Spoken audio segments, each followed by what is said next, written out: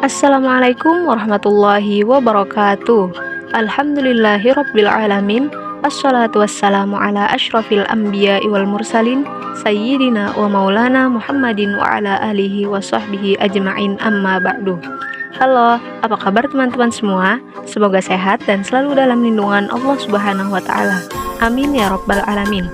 Dalam video kali ini, saya akan membuat tugas video middle test mata kuliah pengantar integrasi ilmu yang diampu oleh Ibu Rizkiatul Hasanah SSOS MSOS. Perkenalkan, saya Siti Nurhaliza dengan nomor induk mahasiswa 230104010163. Dan ini adalah peta konsep atau mind mapping yang berisi tentang materi-materi yang akan saya bahas pada video kali ini. Yang pertama yaitu pengertian ilmu-ilmu, klasifikasi ilmu menurut Islam dan Barat, serta makna integrasi ilmu. Yang kedua, tauhid sebagai paradigma integrasi ilmu dan dalil-dalil nakliyah. Yang ketiga, dikotomi ilmu Barat. Yang keempat, islamisasi ilmu dan saintifikasi Islam. Yang kelima, hakikat ada atau eksistensi integratif, imaterial, imajinatif, material. Yang keenam, hubungan ilmu spiritual, rasional, empirik atau huduri husuli. Dan yang ketujuh, integrasi ilmu atau pengabdian kepada Allah, kemaslahatan manusia dan alam. Memasuki pembahasan yang pertama, yaitu apa itu klasifikasi ilmu menurut Islam dan Barat serta makna integrasi ilmu. Pengertian ilmu. Ilmu adalah suatu pengetahuan yang diperoleh melalui pengamatan, kajian, dan pengalaman sistematis yang dilakukan dengan metode ilmiah. Menurut Islam, ilmu syar'i atau ilmu agama meliputi studi tentang ajaran Islam, hukum, dan moral. Ilmu akli atau ilmu rasional termasuk ilmu pengetahuan alam, matematika, dan filsafat. Menurut Barat, pertama, ilmu alamiah atau natural science, studi tentang alam dan fenomena alam. Yang kedua, ilmu sosial atau social science, melibatkan studi tentang masyarakat dan perilaku manusia. Yang ketiga, ilmu humaniora atau humanitis, fokus pada pemahaman budaya, bahasa, dan karya seni. Makna integrasi ilmu. Integrasi ilmu mengacu pada upaya untuk menggabungkan pemahaman dari berbagai bidang ilmu agar membentuk pandangan yang lebih utuh. Potensi integrasi secara sederhana. Secara sederhana, potensi integrasi ilmu dapat dilihat dari kemampuan untuk menggabungkan pengetahuan dari berbagai disiplin ilmu guna mencapai pemahaman yang lebih dalam dan solusi yang lebih efektif terhadap permasalahan kompleks. Misalnya, menggabungkan ilmu pengetahuan alam dan ilmu sosial untuk memahami dampak lingkungan pada masyarakat, atau mengintegrasikan teknologi informasi dengan ilmu manajemen untuk meningkatkan efisiensi bisnis. Lanjut ke pembahasan yang kedua, yaitu tauhid sebagai paradigma integrasi ilmu serta dalil-dalil nakliyah. Makna paradigma tauhidik secara geometris dapat diinterpretasikan sebagai usaha untuk memahami keesaan Tuhan secara menyeluruh melalui bentuk-bentuk geometris atau simbol-simbol yang mencerminkan konsep tauhid. Geometri dapat digunakan sebagai representasi visual yang menggambarkan kesatuan dan ketunggalan Tuhan dalam berbagai dimensi dan perspektif.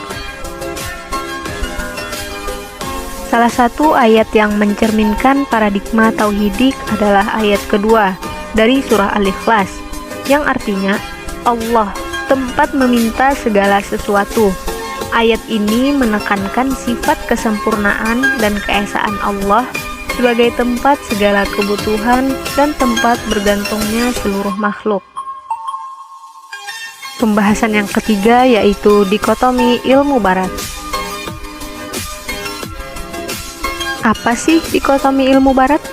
Secara umum, Istilah dikotomi ini digunakan untuk membedakan atau memilah dua hal yang berbeda, Adapun secara istilah atau terminologis, dikotomi dipahami sebagai pemisahan antara ilmu umum dan ilmu agama yang kemudian berkembang menjadi fenomena dikotomik lainnya. Dikotomi adalah pemisahan secara teliti dan jelas dari suatu jenis menjadi dua yang terpisah satu sama lain, di mana yang satu sama sekali tidak dapat dimasukkan ke dalam yang satunya lagi, dan sebaliknya. Problem dan solusi dikotomi ilmu. Problem, dikotomi ilmu sebagai warisan penjajah Belanda terus-menerus menjadi problem yang hingga kini masih belum tuntas terselesaikan. Pemisahan antara pendidikan pesantren dan pendidikan sekolah rakyat menjadi agenda utama penjajah untuk melanjutkan penjajahannya. Solusi untuk menjawab masalah dikotomi tersebut yaitu menjelaskan secara terperinci mengenai klasifikasi ilmu, meliputi fardu kifayah dan fardu ain, hakikat ilmu, hakikat manusia sebagai objek dari ilmu, semua dikonstruksi dalam wadah bernama pendidikan, sehingga perumusan tentang definisi dan tujuan pendidikan menjadi sangat penting. Pembahasan yang keempat yaitu Islamisasi ilmu dan saintifikasi Islam. Islamisasi ilmu merujuk pada pengaruh Islam dalam pengembangan ilmu pengetahuan. Kelebihannya termasuk mempertahankan nilai-nilai etika dan moral Islam dalam konteks ilmiah, menyatukan ilmu pengetahuan dengan ajaran agama, serta memberikan pandangan holistik terhadap kehidupan. Namun, kekurangannya mungkin mencakup potensi pengurangan kebebasan akademis dan variasi pendekatan ilmiah karena penekanan pada pandangan tertentu. Saintifikasi Islam adalah upaya untuk mengintegrasikan prinsip-prinsip dan nilai-nilai Islam ke dalam ilmu pengetahuan dan metodologi saintifik. Tujuannya adalah menyatukan pemahaman keislaman dengan perkembangan ilmu pengetahuan modern, sehingga ilmu pengetahuan tersebut dapat sejalan dengan ajaran agama Islam. Saintifikasi Islam mencoba mencari keselarasan antara pengetahuan keislaman dan penemuan-penemuan ilmiah kontemporer. Pembahasan yang kelima adalah hakikat ada atau eksistensi integratif, imaterial, imajinatif, material. Eksistensi integratif adalah sebuah konsep yang mengacu pada upaya untuk mengintegrasikan berbagai aspek kehidupan individu, seperti aspek sosial, psikologis, spiritual, dan fisik, sehingga mencapai keseimbangan dan harmoni dalam hidup. Konsep ini seringkali digunakan dalam konteks kesehatan mental dan kesejahteraan individu. Dalam pemahaman eksistensi integratif yang bersifat imaterial, manusia dianggap sebagai entitas yang lebih dari sekedar tubuh fisik. Aspek-aspek non-fisik seperti pikiran, perasaan, kesadaran, dan roh dianggap penting dalam membentuk eksistensi manusia. Eksistensi imajinatif merujuk pada ide bahwa manusia memiliki kemampuan untuk membentuk realitas atau kenyataan dalam pikiran dan imajinasi mereka. Ini berarti bahwa manusia mampu menciptakan dunia dalam pemikiran mereka yang berbeda dari dunia fisik yang ada di sekitar mereka.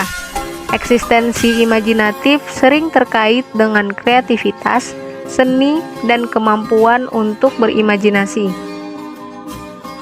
Eksistensi integratif material merujuk pada pemahaman bahwa eksistensi manusia tidak hanya terbatas pada dimensi imaterial atau spiritual, tetapi juga sangat terkait dengan aspek-aspek material atau fisik. Ini berarti bahwa manusia adalah entitas yang terhubung erat dengan tubuh, otak, lingkungan fisik, dan realitas yang dapat diukur. Perbedaan dan ketunggalan realitas dalam hubungan Tuhan, manusia, dan alam dapat diuraikan secara sederhana sebagai berikut. Yang pertama, Tuhan. Tuhan dianggap sebagai entitas tertinggi dan ilahi yang menciptakan alam dan manusia. Ketunggalan Tuhan mengacu pada keyakinan bahwa hanya ada satu Tuhan yang Maha Kuasa dan mencakup segala hal. Yang kedua, manusia. Manusia adalah makhluk yang memiliki akal budi dan kebebasan. Manusia memiliki hubungan langsung dengan Tuhan melalui doa, ibadah, dan spiritualitas. Ketunggalan manusia mengacu pada kepercayaan bahwa setiap individu adalah unik dan memiliki hubungan pribadi dengan Tuhan. Yang ketiga, alam. Alam adalah ciptaan Tuhan yang mencakup segala hal di sekitar kita.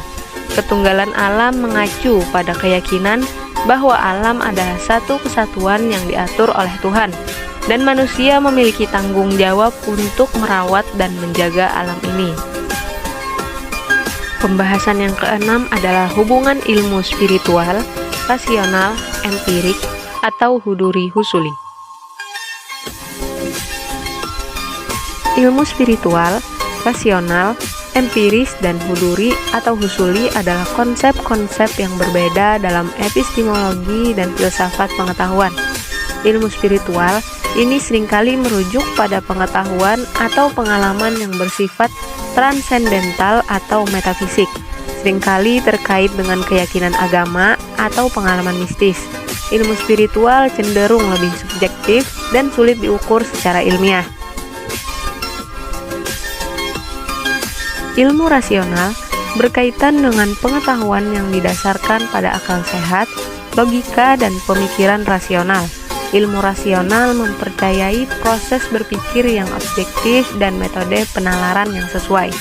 Ilmu empirik ini fokus pada pengamatan dan pengalaman langsung. Ilmu empiris memerlukan bukti nyata, data pengamatan, dan pengujian eksperimen untuk mendukung klaim ilmiah. Ilmu huduri atau husuli. Istilah huduri atau husuli tidak umum digunakan dalam bahasa Inggris atau dalam konteks ilmu pengetahuan. Namun, mungkin Anda mengacu pada ilmu yang fokus pada aspek-aspek tertentu dalam suatu disiplin ilmu, atau istilah yang lebih khusus dalam konteks tertentu. Penting untuk diingat bahwa jenis ilmu ketiga ini, yaitu rasional, empiris, dan spiritual, cenderung memiliki metodologi dan pendekatan yang berbeda dalam mencari pengetahuan. Pembahasan yang terakhir yaitu integrasi ilmu atau pengabdian kepada Allah, kemaslahatan manusia dan alam. Nilai-nilai pengabdian kepada Allah, kemanusiaan, dan alam sering dihubungkan dengan etika dan moralitas.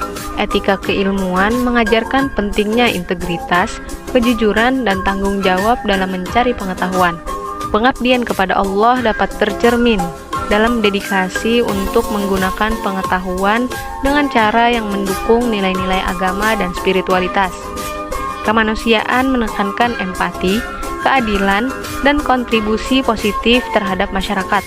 Pemahaman dan perlindungan terhadap alam mencerminkan tanggung jawab terhadap penciptaan Allah. Contohnya, sebagai contoh, pengembangan teknologi yang berkelanjutan dan ramah lingkungan dapat dilihat sebagai wujud integrasi ilmu dengan tujuan pengabdian kepada Allah dalam menjaga alam dan memberikan manfaat bagi umat manusia. Dapat disimpulkan, integrasi ilmu merupakan upaya untuk menggabungkan berbagai disiplin ilmu guna memahami fenomena secara lebih komprehensif. Kesimpulan pengantar integrasi ilmu dapat mencakup pemahaman bahwa pendekatan lintas disiplin dapat memberikan wawasan yang lebih dalam dan holistik terhadap kompleksitas masalah yang dihadapi dalam ilmu pengetahuan. Betapa pentingnya kita mempelajari integrasi ilmu. Mempelajari integrasi ilmu penting karena memberikan kemampuan untuk melihat masalah atau fenomena dari berbagai sudut pandang disiplin ilmu. Hal ini memungkinkan pemahaman yang lebih mendalam, solusi yang lebih holistik, dan inovasi yang dapat mengatasi tantangan kompleks yang mungkin sulit dipecahkan dalam pendekatan tunggal. Integrasi ilmu juga menciptakan landasan untuk penemuan baru dan kemajuan dalam pemahaman kita tentang dunia. Baik, terima kasih. Sekian itu dari saya. Semoga bermanfaat. Wallahul muwafiq ila aqwamit thoriq. Wassalamualaikum warahmatullahi wabarakatuh.